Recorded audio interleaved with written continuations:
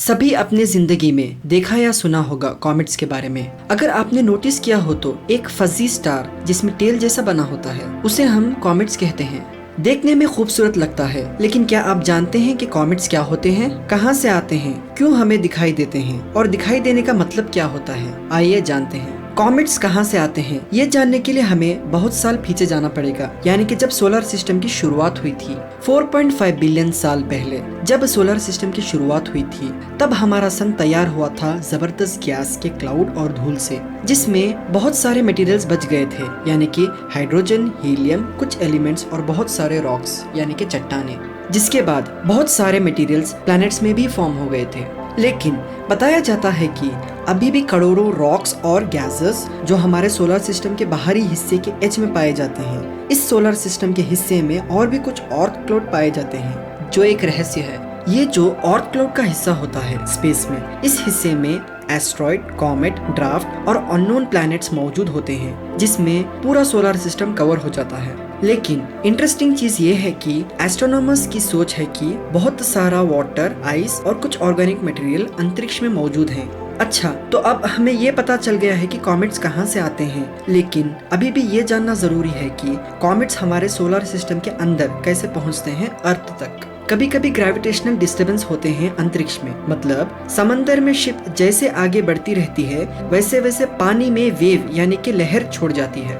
ऐसे ही अंतरिक्ष यानी कि स्पेस में स्टार्स भी ट्रैवल करते हैं और आसपास की स्पेस को डिस्टर्ब कर देते हैं, जिसे हम ग्रेविटेशनल वेव कहते हैं। ये रॉक्स जो आइस, डस्ट और कुछ मटेरियल के बने होते हैं, वो सब ग्रेविटेशनल वेव के टक्कर के बाद हमारे सोलर सिस्टम के अंदर आ जाते हैं। ऐसे बहुत सारे रॉक्स आते रहते हैं। जब रॉक्स एंटर करते हैं सोलर सिस्टम में, तब सन की हीट से रॉक्स में मौजूद हुआ आइस पिघलकर कोमा बनता है और सोलर विंड के कारण कोमा टेल के शेप में बाहर निकलते हैं। सन के नजदीक पहुंचने वाला कॉमेट को हम पेरिहीलियन कहते हैं। जब कॉमेट सन के नजदीक पहुंचता है तब उनकी टेल बड़ी होने लगती है और जब सन से दूर जाते हैं तब छोटी होने लगती है। बताया जाता है कि कॉमेट्स हमारे सोलर सिस्टम में जब चाहे तब एंटर होते रहते हैं, लेकिन कुछ ऐसे कॉमेट्स हैं जिनका वक्त तय होता है और वो उसी वक्त पर एंटर होते हैं।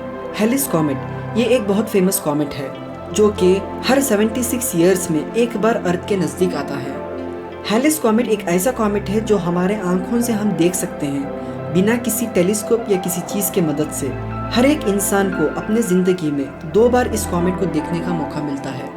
हेलिस कॉमेट लास्ट देखा गया था हमारे सोलर सिस्टम के अंदर, वो था 1986 में, और अगली बार 2061 में दिखाई दे सकता है। एडमंड हैले एक इंग्लिश एस्ट्रोनॉमर हैं जिन्होंने पहले पहचाना कि कॉमेट्स एक ऑब्जेक्ट होते हैं जो सन के आसपास घूमते रहते हैं। 1705 में इन्होंने इनका काम पब्लिश किया था, सिनॉप्सिस एस्ट्रोनोमिया कॉमेटिया करके, जो सर इसाक न्यूटन के ग्रेविटेशनल थियरी को इस्तेमाल करके करीब 2 डजन कॉमेट्स के रास्ते को नापा था। हैली ने एक थियरी जारी किया जिसमें बताया गया कि 3 कॉमेट्स जो 1531, 1607 और 1682 ईयर्स में देखा गया था, वो एक ही ऑब्जेक्ट था और वो हर 76 ईयर्स में दोबारा अर्थ से देखा जा सकता है। जो हैली ने बताया था वो सब सच साबित हुआ। 1742 में उनका देहांत हो गया, लेकिन उनका कॉमेट आसमान में दिखाई दिया था 1758 के क्रिसमस की रात उनके बताए हुए वक्त में, जिसके लिए उन्हें उनके साइंटिफिक काम को बहुत सराहा गया। 1910 में जब हेलिस कॉमेट दोबारा आया था, लाखों लोग घबराकर गैस मास्क और एंटी कॉमेट्स के टैबलेट्स लेने लगे, क्योंकि उन्हें लगता था कि वो सब पॉइजनस होकर मर जाएंगे।